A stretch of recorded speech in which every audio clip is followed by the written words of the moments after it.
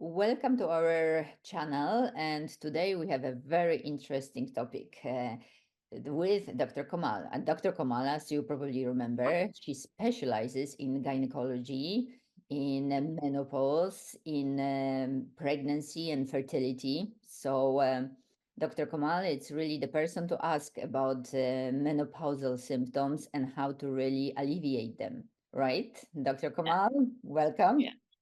Hello, everyone. I hope you are doing well.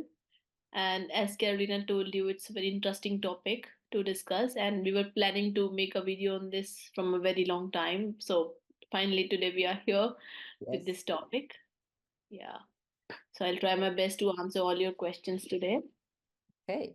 So what are the symptoms of menopause and when do they start? Okay, so to start with, let's just think what is menopause actually, right? Although it's a natural biological process, what we think, but still there are a lot of myths and stereotypes in the society that we need to remove in order to make it a very smooth process for all the women out there. And it is like a transition from reproductive phase to the post reproductive phase. It marks the end of menstruation and fertility in women, which Sure. shows that now is the time that your ovaries are releasing less eggs, hormones are getting declined, and all these things. So that is how menopause starts. And the question that you asked about the symptoms, it's like sometimes menopause can start in early 40s as well. So from if we see the definition of menopause, it's like from late 40s to late 50s. But sometimes it starts early in 40s as well. So that's a sort of perimenopause when the menstruation has not actually stopped, but you start getting the symptoms like a low libido, dry vagina, decrease hormone level, dryness in the body. The ovaries might release lesser eggs, and so there will be less ovulations as well because of that. Decline in the hormones like estrogen and progesterone. So these symptoms you might start observing if you're getting menopausal symptoms earlier than desired time. This is how you can accept it. So this is very interesting because usually in the books we are taught when the period stops, that's when the menopause starts. But menopause actually starts much earlier, and because it starts, we have less hormones like estrogen and progesterone. We really need to take care of the supplements, right? The healthy bones, for instance. This is one of the threats that I've been reading. Right. Is associated with That's what menopause. estrogen has a lot of importance in a woman's life. So Mm, that's why when you are moving towards the menopause, there's a decline, like there's a quick surge in like decline in the estrogen hormone. That is responsible for a lot of symptoms, like hot flushes is one of the main and the very common symptom that you might have heard from many women. And yeah. that is the cause of low estrogen because estrogen gets declined very fast and you can't just cope up with that in a very less time. You need time to make that estrogen back again in your body and to stay away from all the symptoms. Yeah. Yeah. So, how Ayurveda can help in this complex issue? Yeah. So, way I told you the definition of menopause as per Ayurveda, when you're going towards the menopause, there is a time when your Vata dosha is increasing in the body, Hmm. right? Anyhow, we think that in your infant stage, you have more of a Kapha dosha predominance. In your middle age, like reproductive age, you have Pitta dosha predominance, and in the old age, you have Vata dosha. So as the age is increasing, you are going towards menopause. You are aging. Your aging process starts. So does the Vata dosha. It will keep on increasing, and when you see the symptoms of menopause and the qualities of vata, they all correlate with each other. That's why you have atrophic vaginitis, like the vagina start squeezing and it will get more dry because of low estrogen, because Mhm. of high vata. So there is a relation between these two things. So as per Ayurveda, you have to mainly concern about the increasing Vata dosha. You have to do activities, you have to do, like we always say, there are four pillars to treat anything, right? Ahara, vihara, dincharya, and your thoughts like mansik vichar. So, ahar is your diet. You always have to take care of the diet, especially when you are going towards a major like transition from pre-menopause to the menopause stage. Mm-hmm. Then comes the vihar, your lifestyle that should be properly managed during that time. You can take help of a consultant, any Ayurvedic doctor who can guide you with all these things. Third one is your thoughts, the mental level, what you are thinking. Like most of the women will go towards anxiety and depression because they might not know what's happening, but that's a quite natural biological process, and we need to make more and more women aware about it so that they can have a very Exactly. smooth and a Yeah. happy menopause, right? That's our duty to make, because the way we have awareness for the menarche, like to tell young girls that yes, menstruation is a natural process and now it's a part of your life. You have to go through it and have a happy and a smooth menstruation, because we have seen a lot of problems and disorders related to menstruation in young girls. So the same way we have to help and to make aware most of the women that menopause is also a very natural process that should be a enjoyable phase, Yeah. and you should just overcome this time and move towards and move into the path of positivity and wellness, because now as a whole you are moving towards in your life ahead and with a lot of responsibilities already done. Sure. So I think that's the mindset we should all have. Yeah. So vata, that's dryness, right? Not only dryness inside of vagina, but also dryness in the skin, dryness in Right, right. Because digestive wherever the system. Vata dosha is in the body, it has to be balanced. Mm, Yeah, so you can see it in many forms. In the dry skin will be there. You have more urination, more you feel more thirsty. So like this, there are a lot of symptoms based on, because no two women can have same menopausal journey. sure. Every woman is unique. Every woman will have different symptoms. You have to deal with it individually. Sure. Okay, and now one of my friends, for instance, they're starting to go through menopause, and they told me, "Why Ayurveda? I'm going to a gynecologist and getting my hormonal supplements. I get the estrogen or progesterone pills. Why? What would Ayurveda do better for me? Yeah. How would you answer So that?" So when we talk about the hormone replacement therapy, that's a very common thing. When you go to a doctor, that's the only and the easiest way they will suggest you. Yes, But Ayurveda never say yes to hormones. yes, If it's a younger age or a menopausal age, always try to have natural sources of hormones. I accept that there are some people in whom their body won't secrete as much hormones that is needed, but that doesn't mean you'll start injecting the artificial ones from outside. yeah, You have to prepare your body, you have to give time to your body to prepare its own. Again, go back to the production unit. You cannot just take it from outside all the time. So, what Ayurveda says is that instead of taking the hormone replacement therapy, so anyhow, you have to take hormones, right? If you have to go through the menopausal age. So Ayurveda or the natural ways suggest you to take the plant-based estrogen, plant-based hormones that yeah, you are taking in the form of pill. And nowadays, everybody is going towards plant-based products, organic products. yeah, Nobody wants to have preservatives, all the processed foods. Then why not the hormones? exactly. Just do this the easy way, and easy way is not always the best way.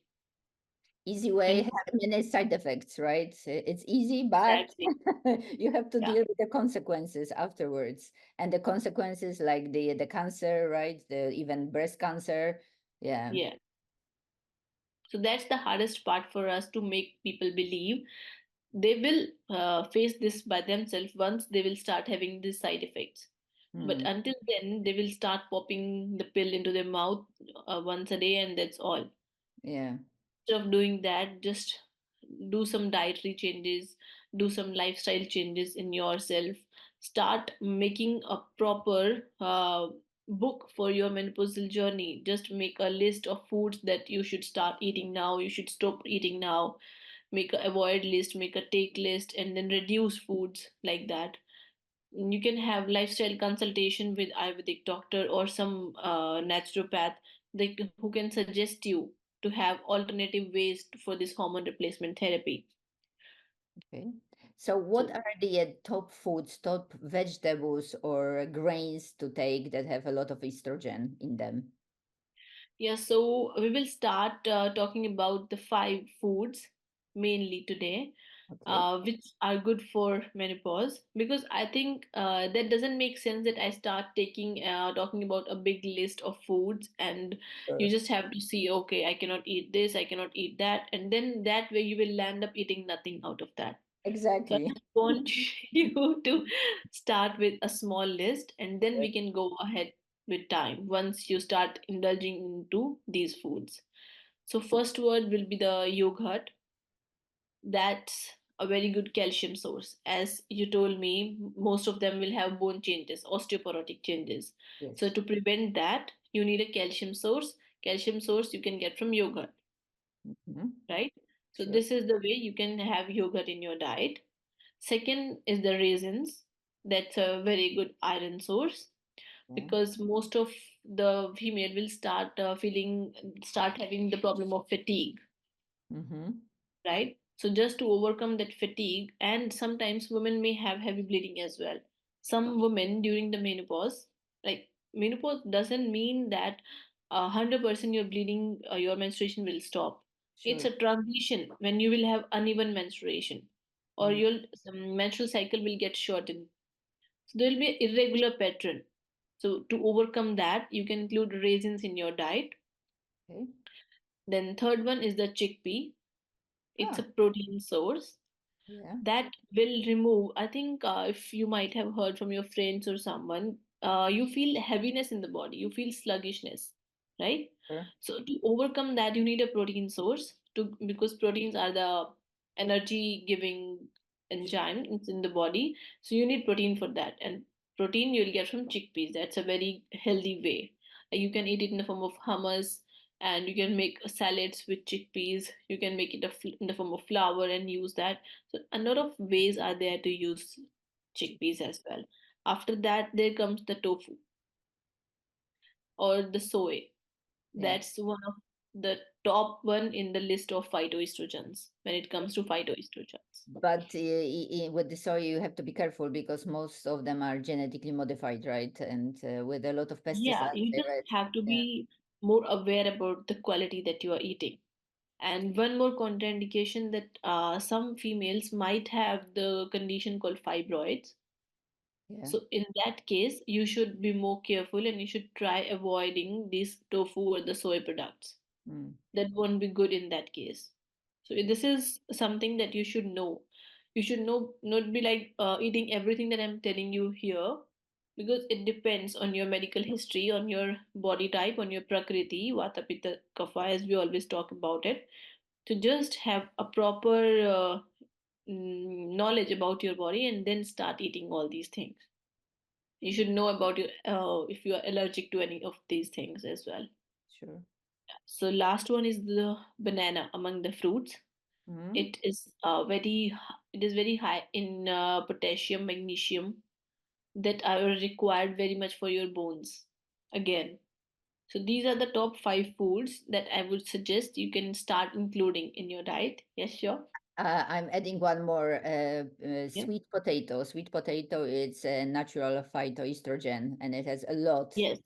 Not Yeah. only we can eat it, but we can also use it in the form of cream, right? Yeah, In our sweet thighs. potato. I think we have a lot of ways to eat sweet potato as well. Like you Yeah, can have the fries. You can have the direct boiled sweet potatoes as well. sure. So Sweet potato mm, pie, very good. potato pie, yeah. So it's not always that if someone is suggesting you a healthy food, it will not be tasty. You can make it tasty, because Yeah, most of the healthier foods are not available in the market in the tasty form, like as a thing that you would crave for. You have to make it tasty. If you know the health benefits, you will definitely try to make it tasty so that you can eat more frequently in your diet. Yeah. Yeah. Okay. What about herbal supplements? Does Ayurveda support any of that? Like, yes. Yeah, so when we talk about herbal supplements, you have to make sure that if you can have it in the raw form, like for example, if I tell you about the Shatavari, that's Mhm. a very good phytoestrogen. We call it a woman's friend in Ayurveda as well, and a lady with 100 husbands, I like that name. as we always say. So that's, I think, asparagus. If no, if someone cannot understand what shatavari is, that's asparagus, Oh, and it's quite easily available in the supermarket. If you go and you can add it, like you can make it a juice, you can make saute with other veggies and have it. So yeah. like many ways you can have that. So one of the herbal supplement is shatavari, Mm-hmm. and if you want it in the form of supplement, there are oh, supplement Shatavari supplement as a form of granules that you can mix it with the milk and have it. You Mm-hmm. can add it to your smoothies in a on a daily basis as well. With banana and yogurt. Yeah. Mm. And that's also a flavored one, like with cardamom flavor, you'll get that. Oh, That's very good to eat. Yeah. nice. And again, the second is amlaki that you can include. That's also very good for all the menopausal symptoms because it's the nature is cold. The symptoms like hot flushes that females get can help with that symptom as well. Mm-hmm. Next one is Guduchi, the giloy. Yeah. We can grow it in your homes as well. It's quite easy and it will grow quite quickly as well. So you can make a decoction out of that. You can make powder out of that. You can have a tablet, supplement form of tablet of giloy in the market. Like any supplement or vitamin minerals, you can get that from same place. And I think other than this, there is one more that's licorice. If you have heard of it, this we call it as yashti madu or muleti. Yeah. Very popular Yeah. in Northern Europe, licorice. Yes. Okay. Yeah. Yeah, I think I have also seen some gummies of licorice in the supermarket. Yeah, Exactly. That's from yeah. Northern Europe. Horrible, Okay, horrible taste. I don't like. okay. I always went to the supermarket and I had a look over that. I just thought that if I'm not getting licorice in the raw form here, I can have this gummies, but I never tried it, so I don't know if it's bitter or no. It's like a bitter, Is it astringent. sour or no? No, sour. No, no. It's Okay, sweet. bitter and astringent. Okay. Yeah, and the smell is so strong. Oh, that's good that I didn't try. But No, still, you try have it. a lot of the Try it at waste. least once. I tried curry leaves. I chewed Oh, curry okay. leaves. Uh, That's very good. yeah, I'm growing curry leaves in my house as well, so I just add very it to all my snacks whenever I make some, and the salads and the dals, pulses, all the veggies, I can add that. Yeah, it's good, really good. very good. Wow. So I think these few supplements are there available easily that you can include along with the diet that I have told you already. Okay. What about exercise and the special exercises that can help with the flow of energy and then the Vata down? I think when it comes to exercise, I would only suggest Surya Namaskar because that's the yoga asana that includes whole your body, Hmm. and most of the body parts will be moving in that asana. Sure. And above that, also, I prefer breathing exercises Okay. that help relieve the stress, the anxiety that a woman goes through during this period. So, breathing, like you can do alternate breathing exercise from right nostril and then left inhalation from left and then right, so vice versa. So I think that will help a lot with the all the symptoms of anxiety, stress, mood changes, mood Sure. swings. 'Cause I have seen patients in my clinic, like they have typical menopausal symptoms of this reddening of the head, chest, and the cheeks, and all these. And it's suddenly outbreak of that sudden sweating in the body. So that's quite common and that's quite bothersome when a woman is working and she's getting these symptoms all of a sudden at a workplace. It will Yeah, definitely cause anxiety and some sort of tension in the life. So to overcome that thing, we have this breathing techniques, and also if we think about panchakarma, because I always like to advise some panchakarma things that you can do at home. You don't okay, need to have to go to some panchakarma clinic for that. So abhyanga, that the massaging your body with warm oil is always good.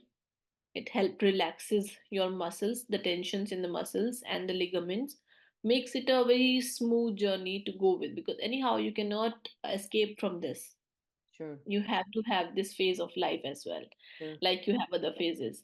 So why not to have a smooth and a happier phase rather than just going through it, making it a taboo that, oh, that's not normal thing, but that's a normal thing.